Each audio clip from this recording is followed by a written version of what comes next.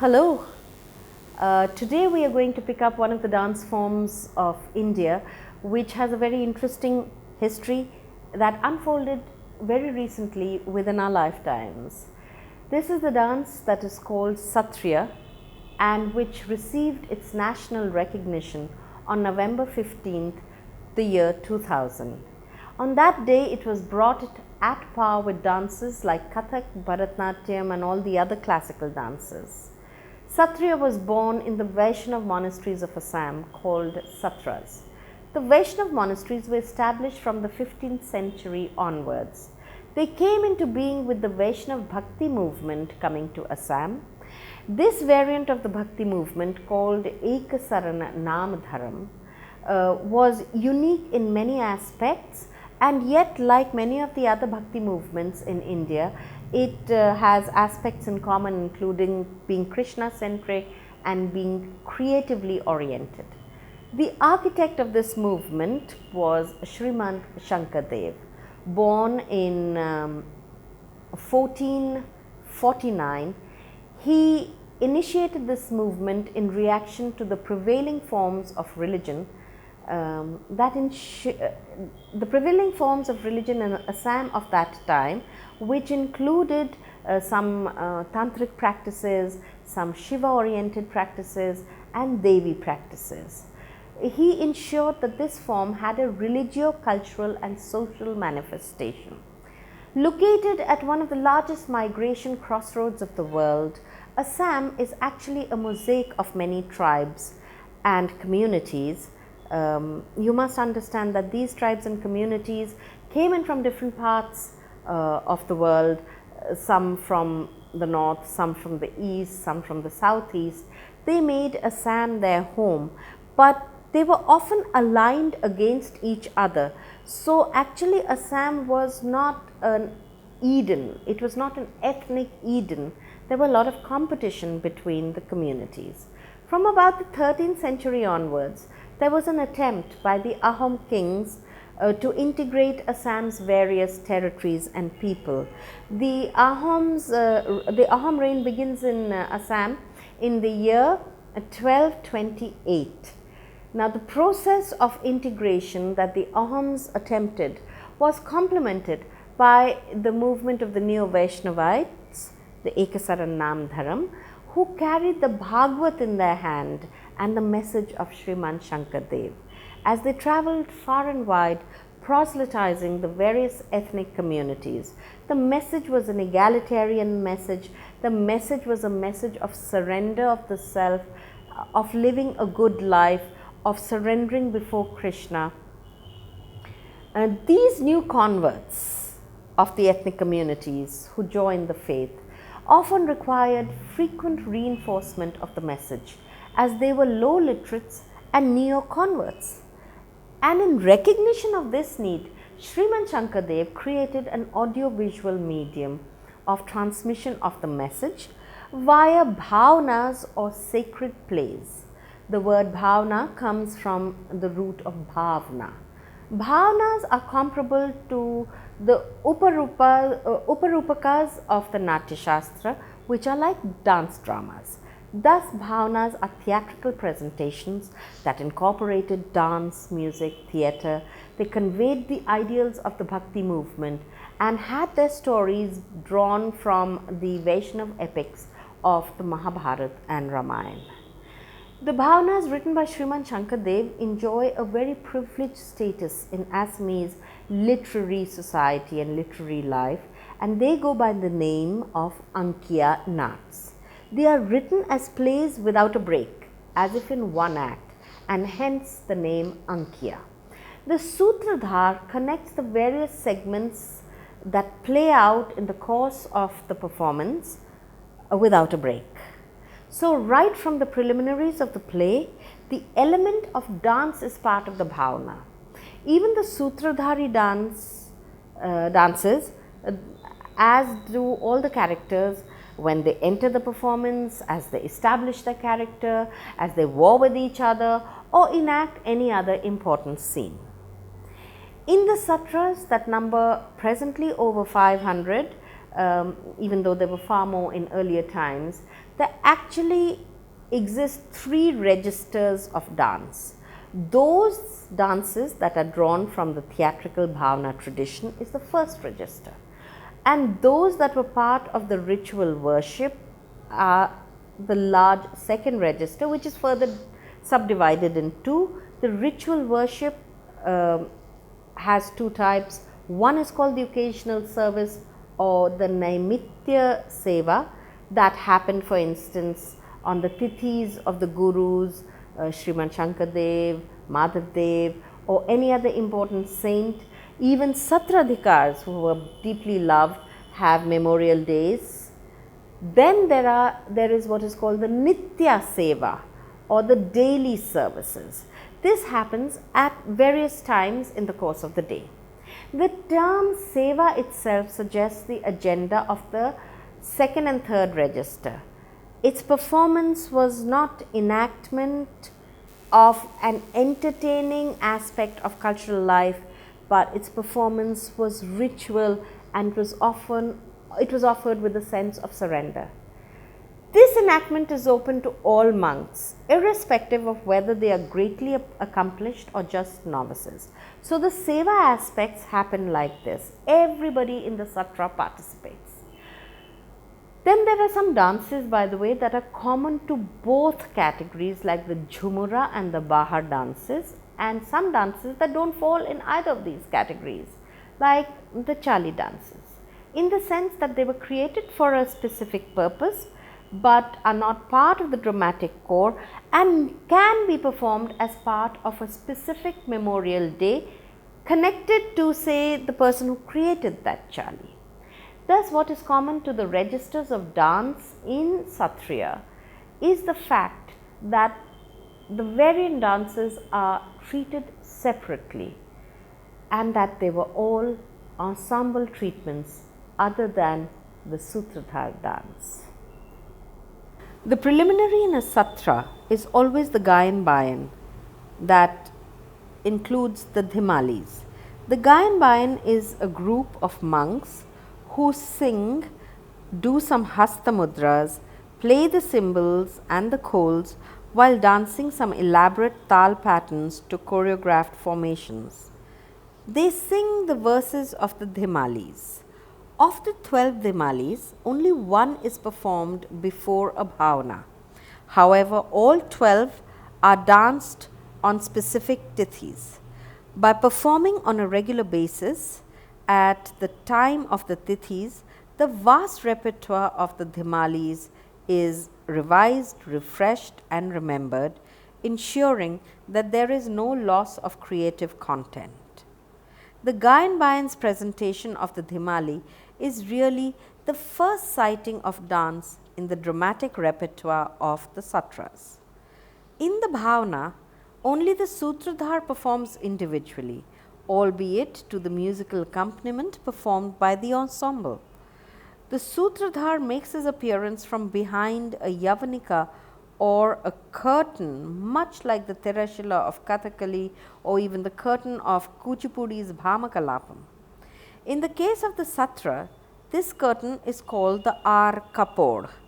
When this white cloth curtain drops, the Sutradhar does a distinctive pranam that has been incorporated as the unisex and omnipotent pranam for the stage life of Sattriya as well. The initial part of the Sutradhar's dance is slow paced and is called the Saru Bhangi. Saru means little or lesser. After the Nandi Shlok, it becomes fast paced and then it is called the Bor Bhangi. He includes in this section the Bhatima and the Shlokar Nach, which is accompanied by elaborate footwork and Hast Mudras. Apart from this part of the dance of the Sutradhar that can be considered solo, no other dance moment is a solo moment. Even the Sutradhar doesn't stay solo again. In fact, the Sutradhar stays on stage throughout the performance of the play, directing it along the way with his comments and interventions. All dances that follow, even either in the form of a dialogue or as a group performance, even when a character enters supposedly solo, the presence of the Sutradhar and other dramatis personae around dilute the soloness of the dance. Yet, one of the most noticeable features of Sattriya today is that it has a double life, a Satra life and a stage life. In the Satras, things continue as before, although the institution is certainly going through poorer times with the numbers of dedicated monks decreasing rapidly. In its stage life, much has changed, its agenda, the practitioner profile and even the gender. That in the Satras the agenda is faith oriented is evident from the fact that the performances are enthusiastically greeted with cheers of Jai Dhwani, Jai Hari Bol, Jai Ram Bol. Today, the number of male dancers is far less than the female dancers. In the Satras, which was a male environment, especially in the case of the celibate Satras, the female roles were also played by the monks, as women were not allowed to dance this dance till about 60 years ago. Today, on stage, the monks dance only the male pieces, as the female pieces are danced by women dancers who have trained in this form. Apart from losing the female repertoire on the modern stage, the monks are additionally dealing with a unique binary as they perform in two contexts, the self-negating context of the Satra and the self-asserting context of the modern stage. The most important change is the fact that in most of the performances on stage, it is offered in a solo format. Sometimes it is presented on the modern stage in a group format as well, but this case sees the group format mostly in the nature of multiple reflections of a single dancing body. When the dances were performed in the Satras, they were performed in the context of the Bhavana or in the context of the ritual. The Bhavana excerpts had a prelude and a sequel, so they did not stand out in an item format. Also, it was located in the narrative of the Bhavana and not as a standalone piece. For instance, every character made an entry in dance, mostly in group, and with chalies and gaits selected in keeping with the character. Even the talas were linked to the characters that were being depicted. Yashoda and the gopis danced to Ektali, Narad to Tukani Tal, and the demons to the powerful Archta Tal. The Praveshar Nach of the key figures was associated with distinctive shlokas, as in the case of Gosai Praveshar Nach, the Ram Praveshar Nach, Gopi Praveshar Nach. Another type of dance that was very attractive was the Ras dance. Although Bhakti is the predominant rasa in the Satra, Sriman Shankardev himself introduced the Ras dance in his Ankya Nat called Keli Gopal, while Madhavdev introduced the Ras dance in Ras Jhumura. Certain Satras, especially the Onyati and the Dakhinpat Satra, both of which had a close association with the Ahom court, were well known for the Rasar Nach. In fact, in the 18th century, the Satradhikars of the two Satras, along with the then Satradhikar of the Garamur Satra, another one of the four Rajasahi Satras, created new plays that gave the Ras dance great prominence. Even today, at the time of the Sharad Purnima, these Satras come alive with the Ras. The Ras, as the name suggests, is the Radha Krishna Ras, or it's better, more precisely, the Krishna Gopika Ras, because Radha is present as one of the other Gopikas, but she doesn't have a unique position in Sattriya. One of the most popular dances in the repertoire of the Satras is the Yudhar Nas. These are war dances between important characters in the narrative of the Bhavanas. They have actions that are strident, attacking, using of the clubs, swinging it around, pulling out bows, pulling out arrows. The rhythms are simple, but imagine all these actions, sudden twists, turns, bendings, cries, dramatic stridings. all end up looking very intimidating, and it is hoped that they intimidate the opponent. The late night viewing audience seems to get energized whenever the Yudhar Nach comes on. Then there are dances that bear the same name as the plays created by Madhav Dev called Jhumuras. These are danced by monks, but in a curiously mixed costume that has the male turban or paguri on the head but a ghuri or skirt below. A similar dance from the cachet of Madhav Dev's creations is the Nadubhangi dance, performed by the friends of Krishna. He also created the Behar dances, taken from his composition Bhojan Behar. Behar dances pertain to tales and the life of the young cowherd Krishna. Madhav Dev also has the distinction of creating the Chali dances, in which the monks dress like gopis and dance. The Chali dances or Sali dances, as they are called by the Assamese, were created in Barpeta Satra, but eventually the Kamlabari group of Satras, renowned for their dancing prowess, adopted them as well. Possibly the Sali dances were created as a result of the essential philosophy of Vaishnavism that sees all earthly souls as feminine, yearning for union with the Eternal One, the Param Purush. Given the fact that Madhav Dev was a celibate monk, this reading could be quite valid. Interestingly, according to history captured in the Satrar Buranjis or the chronicles of the Satras and the Charitaputhis, the biographies, one of the earliest problems that this faith, that was an ideology of resistance inasmuch as it was egalitarian and anti-establishment, had with the prevailing social order was an account of the performance of Sali dances, which were interpreted by those who opposed it as an example of the lascivious life led in the monasteries. Thus we saw how Madhav Dev enriched the dance life of the Satras. Apart from the Salis that were created for performance in the Satras, there was a register of very artistic and beautiful Salis that were created for the royal court as well, because by the 18th century the court and select Satras had come together closely, and the Ahom court was in any case attempting to control the growing popularity of this faith, which they felt was challenging the prevailing social order. This register of 4 Chalis was called the Rajaghariya Salis. Rajaghariya Salis were unique inasmuch as the mnemonics sounded like those of the Pakhavaj, although the accompanying instrument continued to be the khol. Secondly, these were the only dances in which the dancers were allowed to wear ankle bells of some sort. The Rajaghariya Chalis were remarkable for the stress on aesthetic beauty, grace and lyricism. In all the Chali dances, the monks would wear a scarf-like headgear knotted under their chins. This is one of the distinctive visual elements of the monks performing Chalis.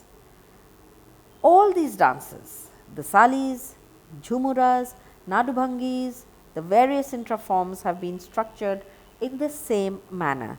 The first part is a pure dance section called Ramdani. The term Ramdani is important to decode. It gets its name from Ram. The utterance of the name Ram itself was supposed to give so much joy that the body danced in joy. Then there would be an interpretive section called Geet or Nach. The Geet or song in each case would come from an appropriate text to be found in the Satra literature. For instance, the Jhumuras and the Nadubhangis took from Madhav Dev's Jhumuras. The Sali dances would take from the Ankya Naths, and both could also take from the Bor Geets of Shankardev. Thus, the essentially bhakti dominated sentiment was retained. Finally, at the end would come the Melanas portion, which was an elaboration of the pure dance. Odissi managed to revive itself as a neoclassical dance from small remnants by the revival and reconstructive process of Jayantika, under the aegis of which the gurus and the scholars conducted their essential experimentations, reformations and alterations, all of which happened before its recognition. And thus, the Jayantika process helped Odissi acquire a modernist exhibitory profile. In his article, The Exhibitory Order, Timothy Mitchell has identified 3 specific processes that precede the exhibition: aestheticization, cultural objectification, and the invention of tradition. All 3 were part of the early years of the revival of Odissi. In a peculiar twist of history, in the case of Sattriya, its repertoire is being worked on for the exhibitory order, as it were, on a stage life, mostly after its recognition. Even today, there is no fixity on what constitutes Sattriya's non-negotiable core. What complicates the matter more is the fact that it has a parallel, older and still existent sacred life. In its stage life, it needs the dance to be decontextualized. It needs its repertoire to be rearranged for a secular modernist relocation, and it needs its content to be organized in a manner comparable to the other dance forms and in a package attractive enough for contemporary, culturally divergent and non-familiar audiences. This has proved to be a big challenge as its content has been changing. It has been forced to follow practices of other forms, losing its unique distinctiveness as an organic and living tradition that had been unsullied by fractures and revivals. This constant search for the margam, what is the ideal way of presenting the repertoire, what should be included in the repertoire, what should be the order of the repertoire, these are all questions that Sattriya is dealing with now after its recognition. All this realignment has been happening in full public view, making for an unusual and living laboratory. The ritual performance had a strong repetitive quality to it that makes it mesmeric. Certain of the ritual performances cannot be taken out of the Satra. They are considered so highly ritualistic, so extremely sacred, that they cannot be performed in a non-sacred secular space. One of these dances is a beautiful dance called the Bor Pravesh Nritya. In this performance, multiple images of Krishna appear, resplendent in attire, dancing, and they move in a circle for hours, casting a spell. The repetitiveness has a value. It's like chanting. That's why you're told to do 108 times the same prayer. So this repetitiveness is very important. Regrettably, the Sattriya if it has only a stage life, many of these elements will be lost to us forever. The Bor Pravesh Nritya, for instance, can be seen even today only in the Satras. If the Satras were to disappear, there would be no Bor Pravesh Nritya. We would have lost a beautiful gem of the repertoire. It's important for you to notice that the teachers in the Sattriya traditions are called Adhyapaks and not Gurus, as in the rest of India, because in the Satras, only the founders of the faith, Sriman Shankardev and Madhavdev, are called Gurus. Now, the senior dancers admit that the stage version cannot have the same impact unless the selection of the repertoire is done astutely to reflect the innate richness of the form that plays out in an entire year and has so much to choose from, just such a large spectrum to choose from. The first to apply his mind in a systematic manner to the process of bringing the art from its rich caches located in the celibate monasteries onto a secular stage was the former celibate monk Raseswar Saikia Borbayan, starting with giving bowls to serve as mnemonics for the ground exercises called Mati Akharas, which constitute the basic vocabulary of the dance, which till then was done in silence. Raseswar Saikia made many other alterations and adjustments in the dance items to suit its staged life. He had been a monk at the Kamlabari Satra, where he had distinguished himself as a Borbayan, the senior Bayan, of great skill, and had been leading its troops. After leaving the Satra, he came to Guwahati and became the first monk from the celibate Satras to start a school which he called Sangeet Satra.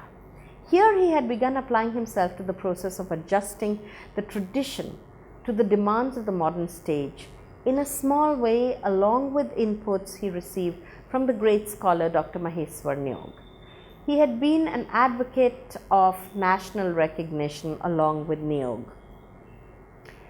The most important part of his work would have been post the recognition, when the form would have been rapidly compelled to adapt to the secular stage.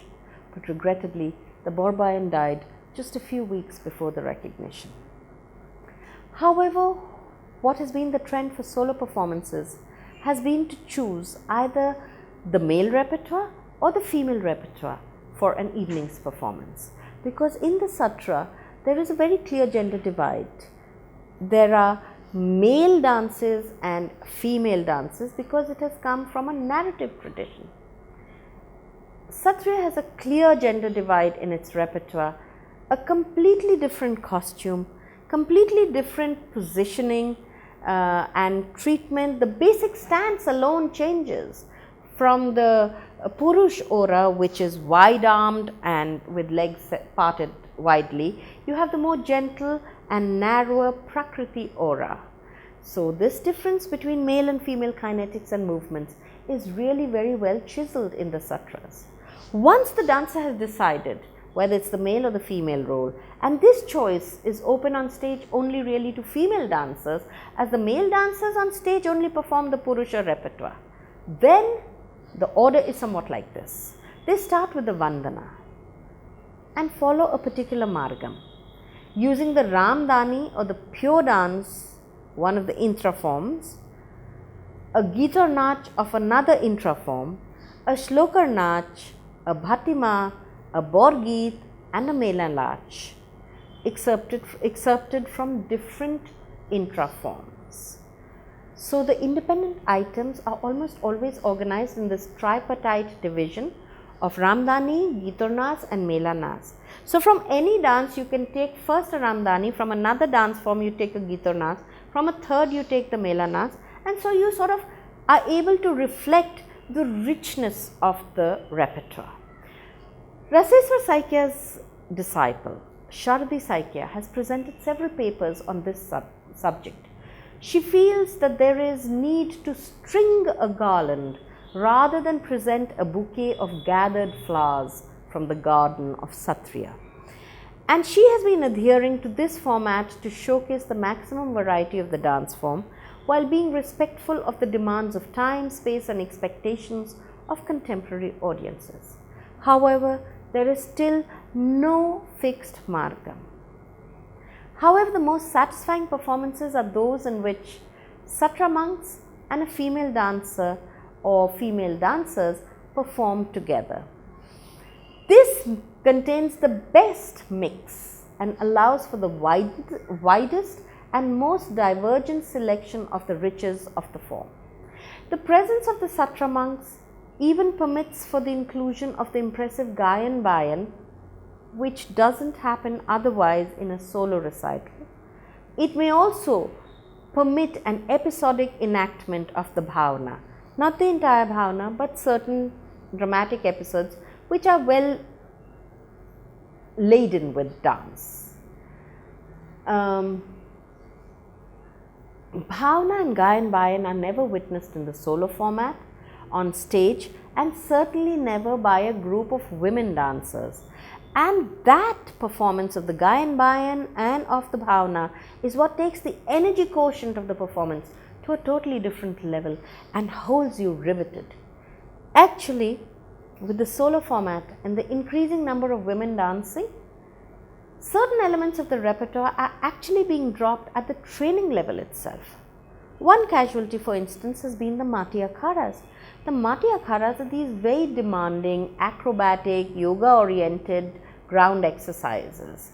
Few female dancers who practice Mati Akharas successfully manage to weave them into new choreographies drawn from the Sattriya tradition and literature, and find actually in the Mati Akharas some great scope for dramatic strings of movements to be woven in.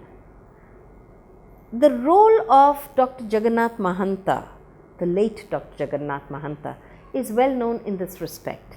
His work with Anvesa Mahanta on Putana and with Srijini Bhasva Mahanta in the solo rendering of the Madhav Dev song Soi Bone Banamali, in which the dancer depicts the sequence of Bakasur Vadh, is noteworthy. Regrettably, Dr. Jagannath Mahanta is no more, probably at the time when the style needs him most.